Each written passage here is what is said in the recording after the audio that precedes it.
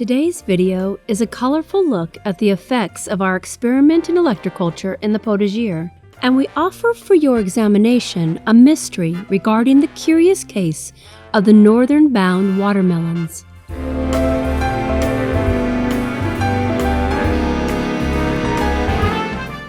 In the Pixies' Potager, where the leafy folk waited with curious anticipation to see what strange new endeavor we'd come up with next, a 6-gauge single-strand copper wire was busily being fashioned into open-ended coils of 12 inches in diameter, and a thinner copper wire was spiraled tightly and then placed around the heavier coil.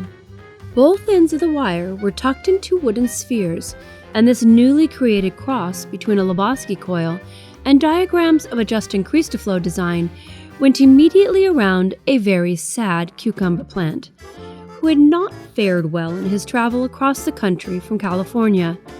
I suspect there was a bit of a culture shock for the poor dear.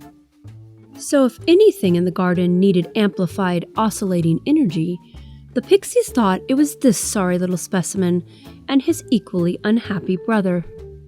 Never ones to let the outside appearance influence their treatment of you, they determined that if it were at all possible, they would rescue the little plants and transform them from scraggly, less than appealing ducklings to beautiful swans.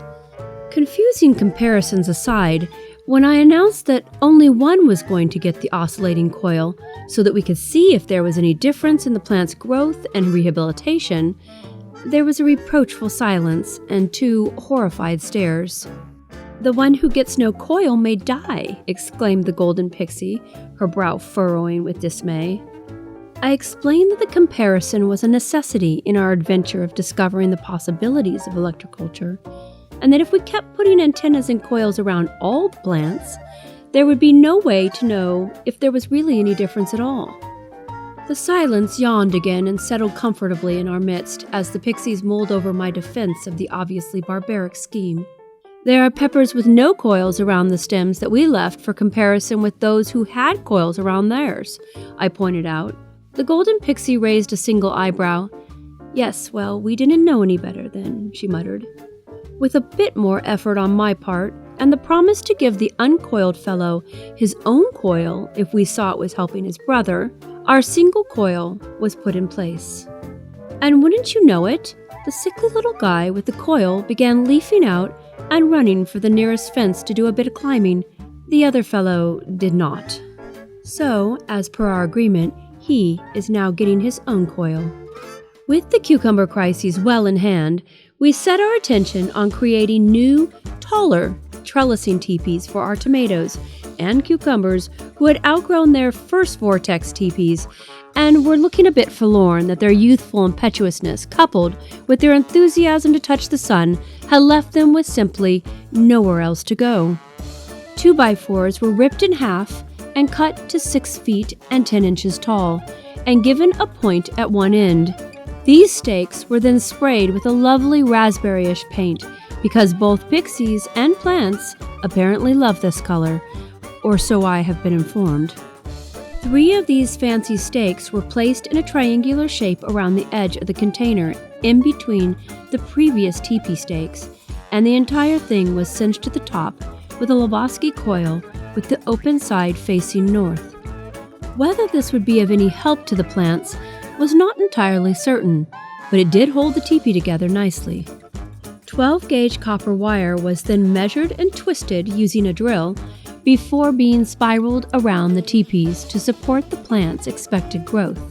2 of the plants were given a 10-gauge single-wire vortex, with one plant having the copper in the ground and the other simply having the end tucked into the soil of the container. We were curious if it would matter which variation of the twisted or untwisted wire would be more effective. This turned out to be about as easy as we imagined playing croquet with a pack of cards and a flamingo was for Alice, with much winding, rewinding, giggling, and more rewinding.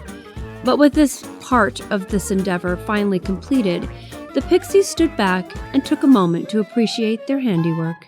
Our first vortex teepees had been created with old branches and single-strand wire and had given us impressive results with the plants placed at their middle, shooting up past their unvortexed contemporaries and bursting into bloom with an unbridled fervor. This second vortex, with its twisted double-strand copper, is quite new. But in the past week and a half, the first tomato, vortexed, shot up past the top of the teepee again. Incorrigible. I did point out to him that I would not be creating new 8-foot teepees, but I suppose something was lost in the translation. He simply flashed a flowery grin and moved on. Meanwhile, in the agora spiral garden, which sits prettily in the corner of the Pixies' Potager, 3 twisted copper wire ropes were suspended from our gazebo frame, and the same number of tomatoes were chosen to wind up them. We were concerned that the tomatoes might not like this method, but the Pixies picked 3 of our scrawniest tomatoes to give it a try anyway. We reasoned that they might be encouraged by the amplification of the frequencies coming off the twisted wire, and we were right, at least to some extent. The frequency theory remains untried as we have no method of testing it, but certainly their happiness is evident. The 3 formerly small tomatoes began racing to the top of the gazebo, producing blooms and fruit all along the way and pressing their heads against the shade cloth we had recently put in place. We also wrapped multiple tomato stakes with the twisted wire and topped them with a crystal to both potentially amplify the frequencies and to make them sparkle. Budding scientists we may be, but there is no excuse in the Pixies world for not creating whimsy or beauty wherever you go. The Pixies' spiral garden began to hum with activity immediately. Pollinators arrived from out of nowhere to tend the plants, and at my urging, the Pixies gathered plants in pots and buckets from around the potager who had been looking gloomy or sickly, and placed them at the center of the agora spiral. The gloomy plants perked right up and began to put out new foliage. The feline folk can be found napping at the center of the spiral beneath the foliage of would-be pepper trees when they are not adventuring or doing garden inspections. Everyone does have their duties to attend to. Pepper plants, who are in the spiral garden and wearing simple Lakhovsky coils, are attempting to be pepper trees, with some now taller than the golden pixie. And while the golden pixie is supportive of these peppers' aspirations, she did notice that most of these giants of the pepper family are of the spicy variety, a quality she does not personally approve of in any food, and so she made sure her sweet bell peppers were snugged in alongside the spicy pepper giants, so they would get the idea of how it should be done. And sure enough, they did. Well, all but one, who, despite his purple bell pepper brothers having taken notes and having begun to follow in their spicy companion's lead, had not grown one whit, and remained a sickly yellow color. No matter that he was fed the same combination of Epsom salt and Fox Farms Grow Big as his brothers, he simply refused to grow or turn green. So we made him a resonator of his own, and never have we witnessed a turnaround quite like his. Within days, he was greener and began growing. Our peppers in the ground, who incidentally were the first peppers planted, are of a shorter stature and sparser than their bucket-dwelling, copper-wearing cousins, despite all other care being equal. Recently, we gave half of the in-ground bunch copper jewelry as well, and these peppers have been so delighted that they have begun to fill out and are attempting a growth spurt. Our in-ground heirloom tomatoes, who incidentally received our first attempt at an antenna, have struggled. And though they have produced a fair amount of tomatoes early in the season, they always appear to be on the verge of giving up, reminding those of us in the little house of the thin cows in Pharaoh's infamous dream, though we are fairly certain that they are safe from being consumed by the healthier, fatter tomato plants around them, as those in the vortexes are not apt to leave their copper teepees anytime soon. After deciding spirals were where it was at, the Pixies got to work along with the rest of us creating more Ighina-style spiral antennas, vortexes, and whatever one calls two-cone vortexes put together, and placing them throughout the potager. Ighina believed that the color spectrum of light observed in the sky before and after an earthquake was significant, and thus he chose his colors from this. And since color is beloved by the Pixies, they embraced his theories enthusiastically. Baby pumpkins were placed on top of spiral copper wire, connected to a fancy spiral antenna. Watermelon starts were placed with their toes touching straight lines of copper wire running from a spiral copper antenna topped with a crystal, and the sweet potato shoots were planted in a garden with a copper spiral cone buried at its center, because we could.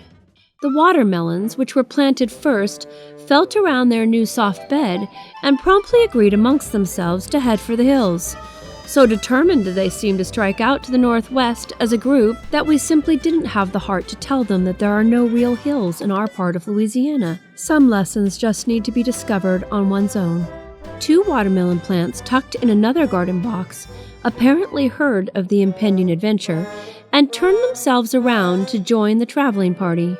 The original group decided to produce plenty of watermelons on their way, so we won't quibble over the wisdom of them leaving their beds, and will simply redirect them. As a side note, we had thought we would have some of the littlest starts die back after being transplanted, and thereby leaving more space between those that remained, but instead they all thrived, so they remain. Why they have chosen to all head northwest is a bit of a mystery to us, but perhaps one of you knows their secret. The pumpkins are still getting their bearings from their transplant from their pots to their own bed, and we are not at all sure they approve of having been moved. I suppose time will tell, but they have started to grow again.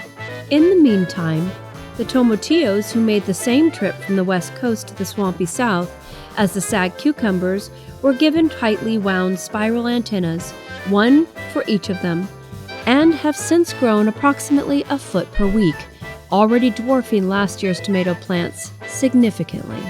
Most importantly, they are also covered in blooms and baby tomatillos.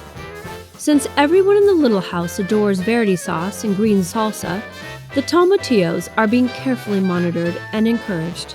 There is still so much to do in the Potager, despite the Louisiana thermostat seemingly now stuck in the just this side of Hades range, and the humidity feeling like one may need to develop gills to survive. The leafy folk are mostly happily going about their business, and the pixies are tending to theirs. There are, after all, other things to be considered in between spiraling copper and capturing solar energy for their plants, such as capturing baby kittens or writing minute-by-minute news releases on the status of the kitten cuteness and delivering this vital information to all the occupants of the little house. There is painting and reimagining to be done, things to be organized, adventures to be embarked on, games to be played, and books to be read, and snacks accompanied by pots of tea to be partaken of. All the important things that fill a pixie's summer days. In the end, whether things work the way we hope they will, or whether something entirely different is observed, the point is perhaps more in the willingness to try something strange and new than in the actual results. It's not, however, that results are not important, but rather that the exercise itself will never fail to accomplish its goal of broadening our minds and deepening our understanding of the world that we live in. We may not understand all the mechanisms, and I can assure you we do not, but we are curious enough to want to learn whatever nature would like to teach us. This practice of observing is an invaluable tool to have in our skill set. To be able to tune into the finest and most minute expressions of nature and begin to read her body language, learn her dialect, to change our patterns to align better with her natural rhythms, and to practice being still in the midst of the energy swirling around us, is not just another science experiment, but a connection that informs us down to the smallest molecule in our own bodies. If the men whose footsteps we attempt to follow are even half correct, we are all made up of that marvelous energy that informs the flowers when to bloom and the plants when to produce, that teaches the cucumbers to grab hold of things and lift themselves up, and the watermelons to boldly strike out for the northwest. And should the watermelon be successful in their bid to relocate, we will be sure to let you know, as I'm certain you are now invested emotionally in their endeavor. Otherwise, we will keep you apprised of the continued growth in the Potager, and we do hope you'll consider trying some of the new experiments we've shared, or even some of your very own making, as I'm sure there are those of you out there who understand the mechanics of it all far better than we do. Whatever you should decide, do let your imagination get the best of you. Throw caution to the wind and dive down the rabbit hole with us. The drop is dizzying, but the adventure is enlightening. Thank you for joining us on today's adventure. Please consider liking and subscribing to our channel as it helps us to continue to grow. If you want to be notified when a new video is released, hit the little bell icon. See you next time. Go forth into the light of things that nature real teacher. William Wordsworth. There is something of the marvelous in all things of nature. Aristotle.